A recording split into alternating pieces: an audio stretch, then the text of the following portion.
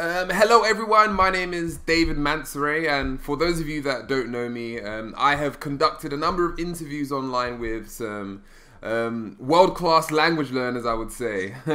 And today I'm speaking with Moses McCormick. How are you doing, Moses? Great, great, great, David. How about yourself? I'm doing great, I'm doing great. How's it over there where you are? It's still cold. As you can see, I'm under the covers. I'm wearing my Russian hat, trying to stay warm.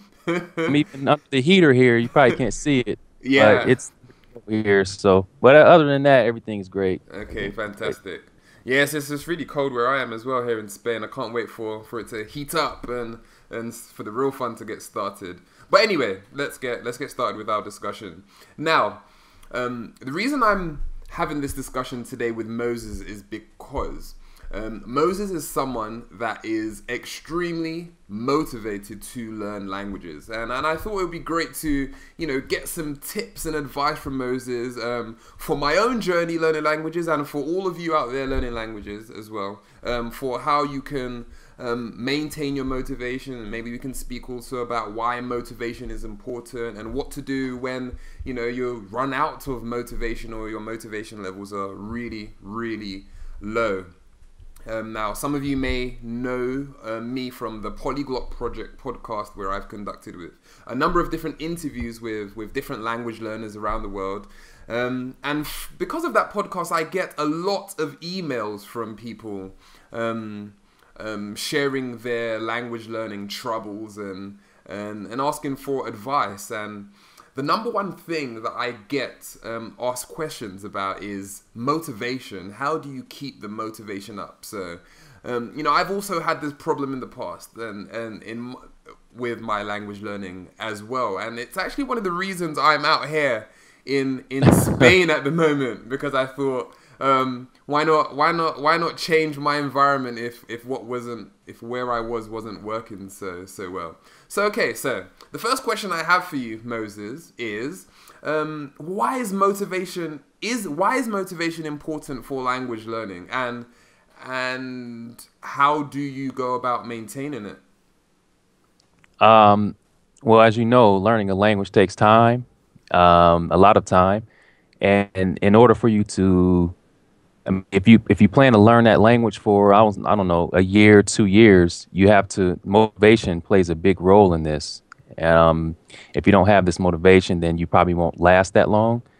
Um, as far as how I keep my motivation, it's I don't know, it's probably strange to some people, but for me, like it could be music, it could be I like to watch certain music, particularly kung fu flicks.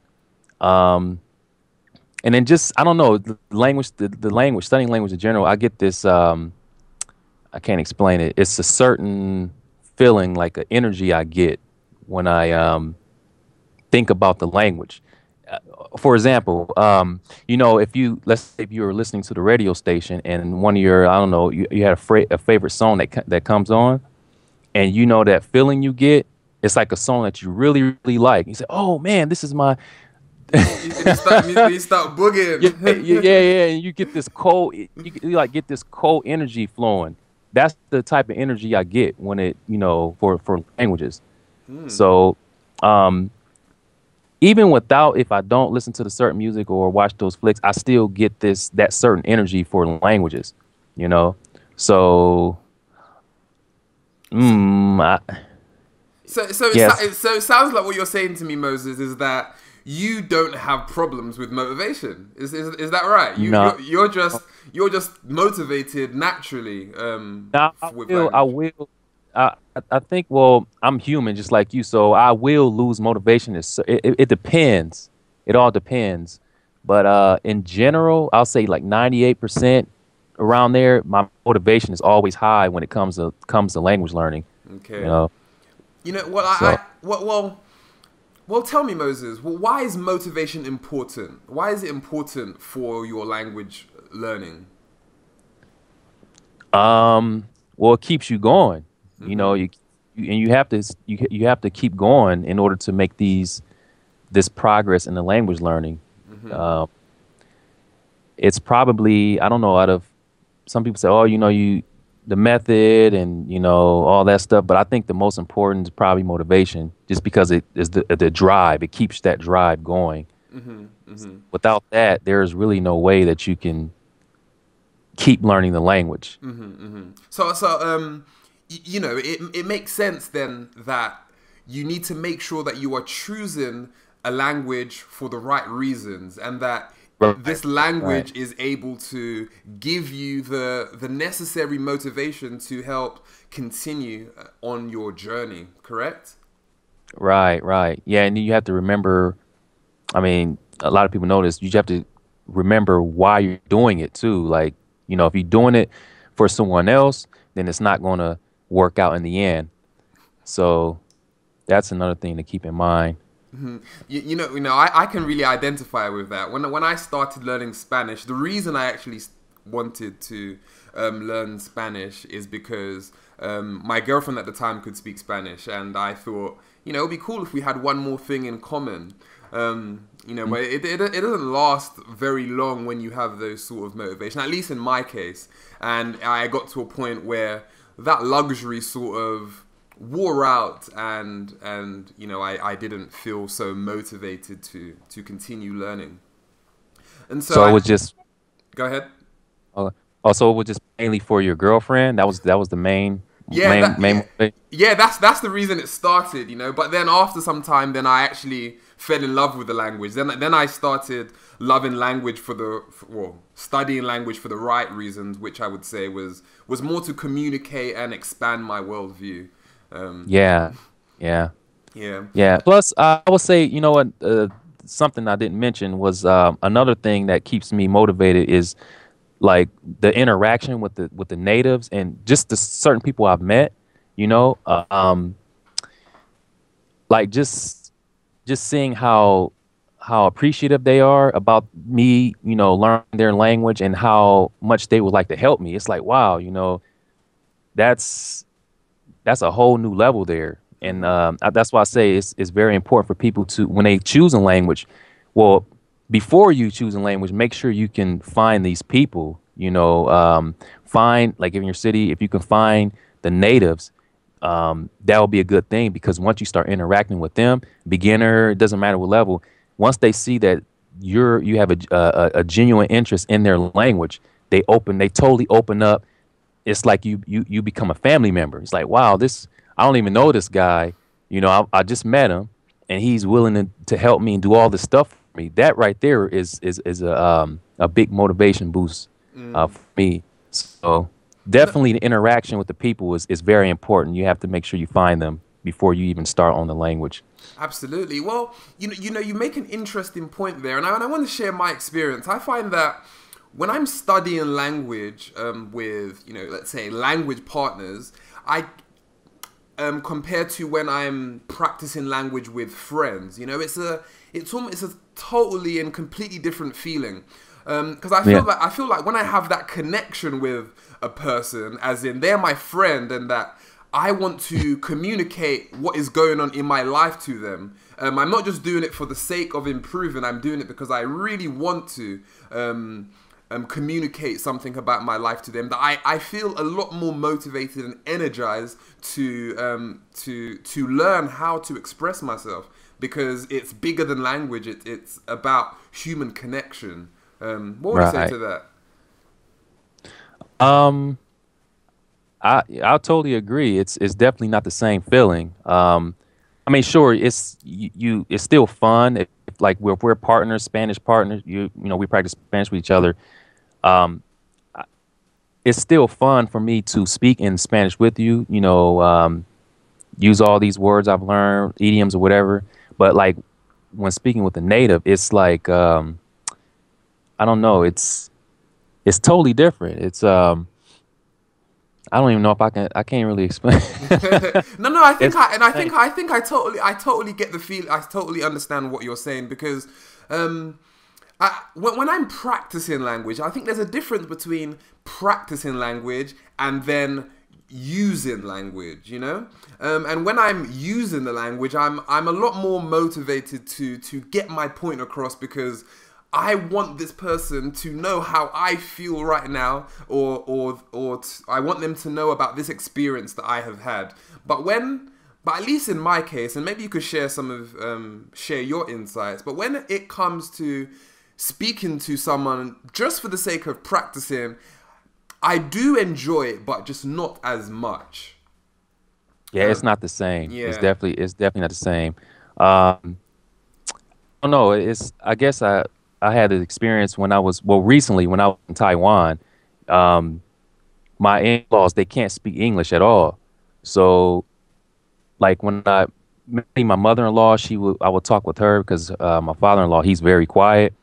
But like when I talk with her in Chinese, it's not this. It's this.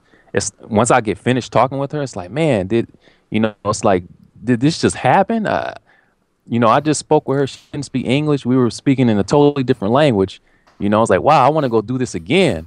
But if I speak with a learner, it's I don't get the same feeling. It's like, okay, yeah, that's cool. We had a conversation in Spanish or Chinese, but I don't get that excitement. Like, man, I want to do this again.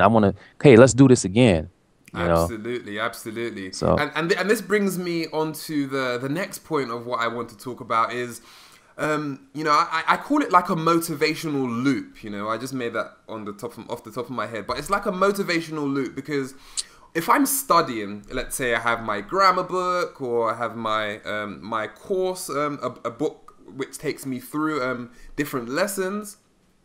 I find that if I just stick with that my motivation can diminish.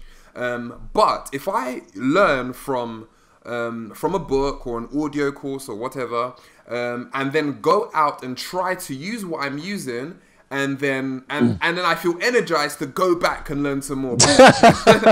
yeah, that's exactly what that's what I've been telling people. I beat a dead horse on YouTube. I always say that. I say when you start off, even when you're a beginner, whatever you learn and you go out and you just try to use it on a native speaker, you get this rush. It's like, oh man, I got to go back and learn more and then come back and do it again. Exactly. And you keep doing that. And that's what happened with me when I first did Chinese. Beginner, using phrases, went out and used it on a native speaker and say, oh, that's good. I mean, I'll just use a couple words and they were surprised. So that kept me motivated, made me want to go back and learn more. And I went out and did it again, and I was improving. So the communication with the natives is it is so important to do that, man. Even at the beginning stages. Yeah, absolutely. Because I'm just like you. I can't. I enjoy reading the grammar books and going through all the lesson stuff. I enjoy doing that, but it's not. I can't do that like for, I don't know, even for like 3 months straight. I can't just sit at home and just stick to the books and just keep learning, going lesson by lesson without using anything with the natives. I have to chat room or anywhere. I have to use something with the native speakers. It's very important to me. And this is an interesting topic because whenever I receive an email from someone saying, I'm finding it really hard to stay motivated, to take my level in this language to the next level, one of the first questions I ask is, do you have any friends or native speakers to practice with? And most people say no. See, that's the mistake. That's the mistake right there. You have to have these natives. That's the key.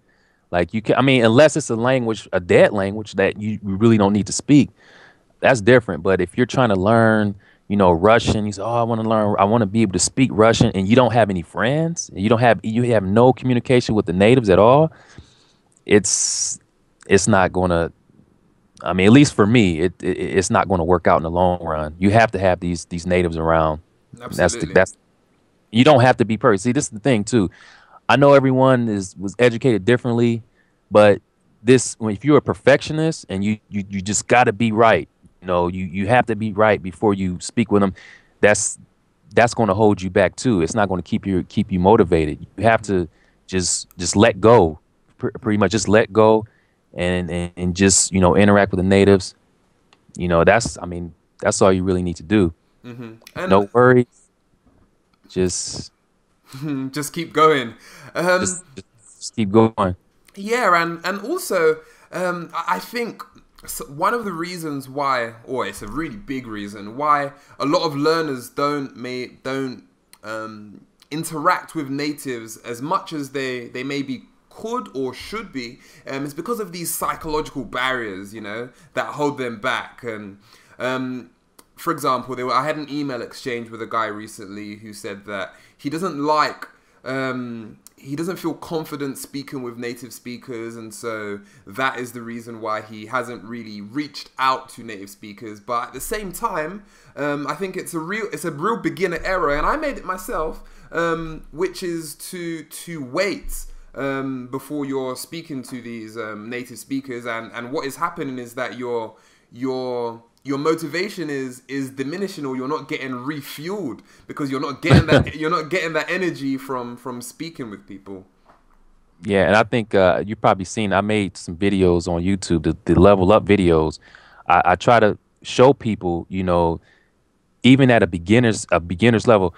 I went to a couple places where I just know a few words. You know, for example, maybe Laos. I only know like a few phrases of words, but when I used that on the natives, they just, you know, they were so happy. You know, I mean, it was just, and it fuels you, gives you this motivation. It just, I don't know. I just like, man, I want to learn more Lao. I want to learn more and get out there and do it again. And so, I don't know. I just think that people need to just, they just gotta let go and don't worry so much about making the mistakes or not understanding. If you don't understand something, I mean, it's different if they can't speak English. It's different, but I mean, if you can't understand something, they're always happy to repeat, you know, tell you what they said. But I mean, it's just easy. Just get out there and just, you know, just speak with them. Just speak with them. Okay. Just speak with them. You know, I remember when I first started learning. You know, Moses, you make it seem so easy. It's not easy. It's not easy.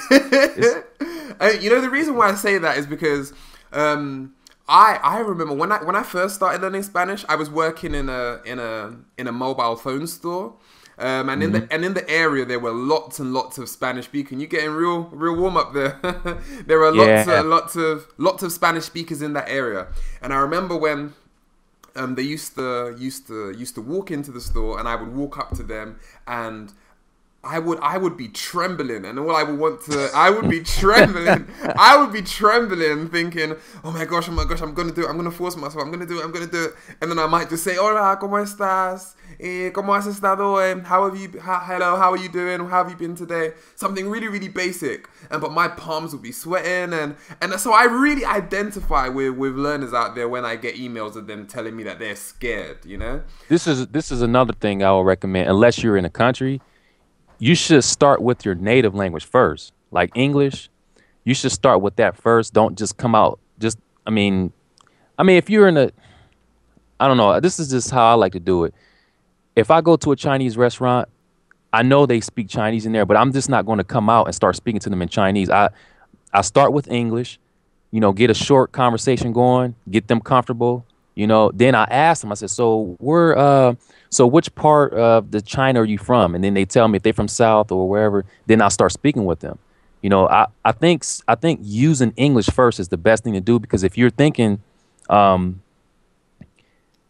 don't know, maybe you're just scared because you're thinking like, man, I don't know if I should ask them this in Spanish, or should I say it this way? Should I say it that way? I think you should just use the native language first before you start practicing with the native speakers, unless you're in the target country. Okay, I think it's easier. Yeah, I think it's easier that way. So you like to take the approach of easing yourself into the communication. Yeah, easing in, just getting it comfortable. Because some people, you know, some people have bad days. They don't want to talk. So you want to see where their head is first before you start getting into the language. So that's normally what I do. So, you know, how long this place been open for?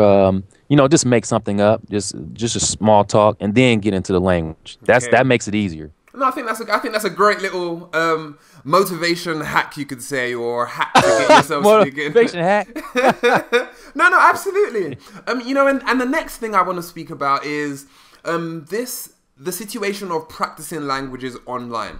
And I want to speak about this because I realized at one point that I just didn't get the same feeling of practicing languages online as I did with practicing with people in person.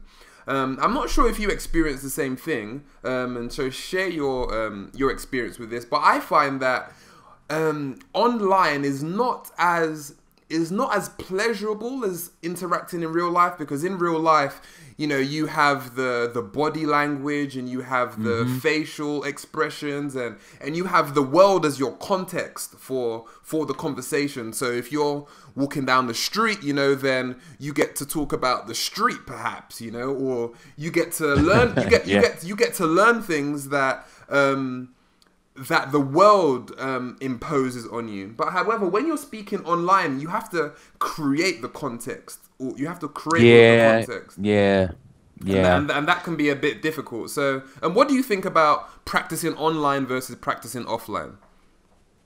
So definitely different. I would, like, if you're a beginner, I like to use chat rooms to try to get through the basics, learn all that stuff, get it solidified. Build my confidence up. Then when I get out, when I actually speak with someone in person, it's, I mean, it's just like you said. It's you get to talk about things around you, the body language. For example, like Czech. You know, I started working on Czech last year, and I had a lot of experience speaking Czech online, particularly Facebook, because I have a lot of Czech friends there. It was fun because, you know, I got to learn a lot of the basics. I got comfortable with that stuff. But then once I went out and actually spoke with, I think it was in Cleveland. I went to a restaurant, and there was a Czech woman, and there was a guy came in. When speaking with them, it was totally different. Like it was not the same. It was fun, you know. And after we did that, I said, I want to do this again. I want to come back up here to Cleveland and speak with these Czech people again. So I don't know. It's definitely not the same. But I think for beginners who particularly don't have experience with the language, I think the chat room text is a good way to get used to the language a little bit, for the basics, build up your confidence, and then switch over to voice chat or go out and interact with the native speakers. But I prefer to speak with someone, like if I were to make a comparison, speaking with someone in person is definitely the best way to go. Fantastic. So this is one of the reasons why you go out to lots of the different restaurants, and this is sort of like your way of charging up with motivation, leveling up. Man, it's so fun because the reaction, you don't know how they're gonna react. You know, some people get so surprised, and I had experiences when I went to Chinese restaurants. Cooks, they're in the back cooking food. They stopped cooking, and just to come up to the counter to see what was going on, like, oh, you know, asking questions like, where'd you learn? You know, this is cool. Just those type of reactions keeps me charged up and keep going too. Excuse me. So yeah, that's. And I have a question for you, Moses, and I don't think anyone's asked you this before. It's because, you know, you have studied a lot of languages, you know, most of the languages, from your videos, please correct me if I'm wrong, but most of the languages you've reached a sort of an intermediate level, right? Upper intermediate, low intermediate with most of the languages. And my question for you is this, and is that, is the reason that you reach this intermediate level because your motivation kind of dies down a little bit? And the reason I'm asking this is because I find that in the beginning stages of learning that I feel really energized, you know, and because a lot of things that you're learning is new. But as you advance with your languages, you know, you're repeating a lot of the things that you have already learned, and you have to actually guide yourself to push yourself out of your comfort zone. You have to make more of an effort in that sense. So what would you have to say with regarding motivation and reaching the intermediate level? Does it diminish for you at those stages? It doesn't really have anything. Well, for me, it doesn't really have anything with motivation diminishing. Like for me, I always try to set a goal to reach a certain level because, and I mean, especially studying so many languages, you have to set realistic goals. I mean, sure, everyone wants to reach a native-like fluency in a language, but when you're studying like 40 or 50 languages, it's just not going to happen. unless you plan to do a lot of traveling. So for me, I try to set a realistic goal of reaching at least an intermediate, upper intermediate level. Once I feel comfortable, I'm able to have a you know, I mean, a good conversation with the native speaker. Then I'll stop. I'll stop the effort, you know, and stop at that level, and then just move on to another language. So it doesn't really have any. For me, it's not motivation. It's a goal. It's a goal setter. Okay, you know? okay. Well, then you brought us onto an interesting topic about setting the right goals, because I also get a lot of emails from people saying that they want to speak a language fluently, and you know, I often respond with, you know, I'm not too sure that's a very specific enough goal to shoot for. You know, I like to say that, you know, don't forget about fluency for the moment. Just think about being as functional in the language as possible. Right, exactly. Add in new things that you can do. As long as you're adding something new that you can do in this language consistently, with time you will reach fluency. So, you know, talk to me a little bit about setting your realistic goals and how important that is for your motivation and maintaining it. Well, fluency. Well, the thing with fluency, you know, it's very subjective. So when people are thinking about that, they're listening to different people's views on this, their opinions about the fluency. So they say, okay, well, you know, I can't do that. So, you know, this is not working. I'm gonna try it. And they get so stressed out. And forget about the journey. So I think just set a goal. Don't worry about this fluency thing. Just, you know, if you want to get to an advanced level, intermediate, you know, just you know, that's your goal. Once you feel that you've reached that level, or I mean, even some natives will tell you, well, experienced natives, they'll be able to tell you what your level is. Then, you know, just work on it. Work on it every single day. Just work on it. Just work on it. Just, you know, study every day, interact with the natives, and don't worry too much about the fluency stuff, because once you, like I said, it's subjective. Everyone has their own definition, and when you're looking at these different definitions, it's like, okay, this is not right for me. You know, I don't even know if I'm this guy speaking like a native, blah, blah, blah. You know, you make this comparison. Like I think you made a video recently about that. You start comparing yourself with others, you know, and you start getting stressed out, and that's the end of it, you know. So I think it's important to set goals, realistic goals. I mean, if you're studying one language, two languages, you know, reaching a level like a native, you know, high level native like fluency, that can be realistic because you're not really doing many languages. So yeah, just you know, setting goals is very important, very, very important. And something else that I find which can kill your motivation, like slaughter it, is when you have these unrealistic expectations.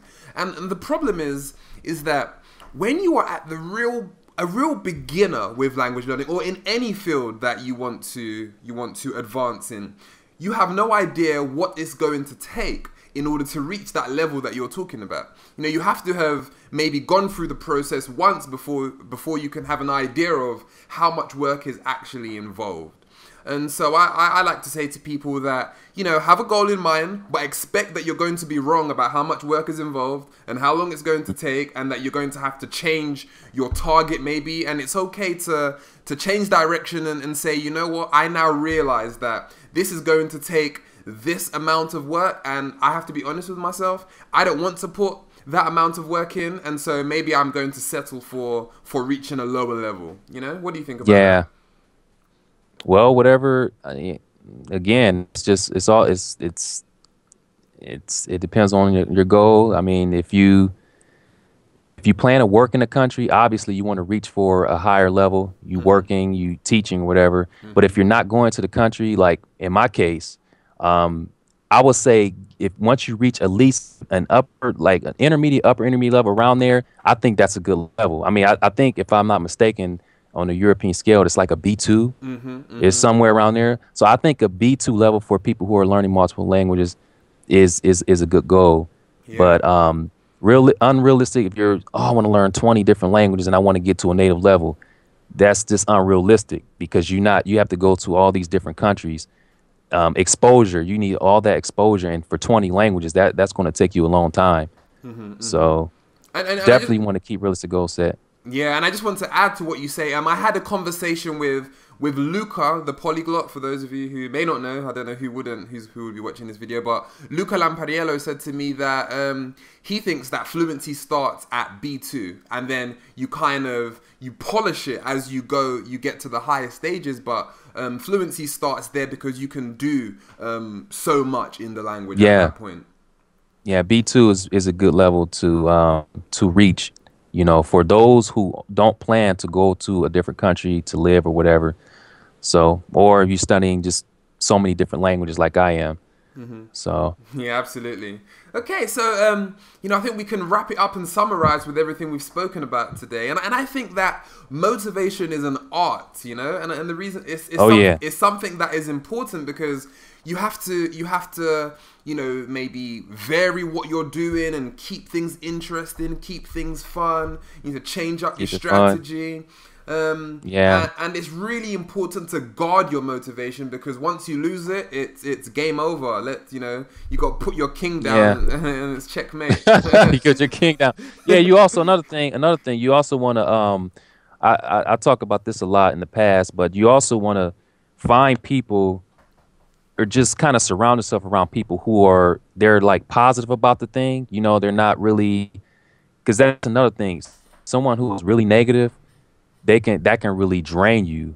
You know, it could take away your motivation as well. So that's another thing. At least that's what I try to do. I try to keep myself surrounded by people who are positive about the language learning thing. They're not being so picky about this and that, or, you know, what if this happened? What if that happened? What if this happens? What if that happens? Just, you know, being positive and, you know, just having fun with the whole process. That's another important thing. Definitely surround yourself with positive people. I can't stress that enough. Yeah. Just fill yourself with as much positivity as possible and energize yourself. Yeah, absolutely. Definitely. Okay, Moses, it's been great speaking with you. I call you the motivational juggernaut around here on the net when it comes to languages. So thank you for agreeing to have this talk with me. You know, I consider myself to be an average language learner, and one of the things that I like to do is with anything that I'm trying to learn, I always seek advice from those who have more experience than me. And I think this is a great strategy for anyone to do because, you know, you can save yourself some time. You can find out what you need to be looking out for and maybe what techniques you need to be trying. And so, yeah, if you're watching this video and you're interested in, you know, following my progress with learning Spanish, because I'm actually in Madrid at the moment. I've come to... And I'm jealous. Man, it's great being in the country, man. It's like I told you earlier, that's like another level, man. Like just for me being in Taiwan for like 3 weeks, almost a month. Oh my God, just that exposure, being around people, especially when they can't speak English, that's a great thing. Yeah, I mean, it's wonderful. Well, Moses, when you're ready to come to Spain, I've got a couch for you right here. Okay, so if you're interested in following my progress, I'm on YouTube, Facebook, Twitter, with the handle David Mansaray. And of course, we have Moses McCormick here. What is your YouTube, Twitter, Facebook? Where can people get in touch with you also? Laoshoot 55,000. I don't really, let's see. I don't really use Twitter that much. I'm trying to use it more, but Laoshoot 55,000. Oh shoot! Wait a minute. Hold on. Okay. My Facebook is Moses Manuel McCormick, or if you type in Moses McCormick, I don't know, my whole name should pop up when you type in Moses McCormick. Yeah, we'll put it in the comments. Make sure. I mean, in the description box so that everyone can just click through, make it nice and easy. Okay, so thank you again, Moses, and hopefully maybe we'll have another chat again soon and help motivate all the language learners here online. Thank you. Thank you for having me. Okay, bye-bye. Bye.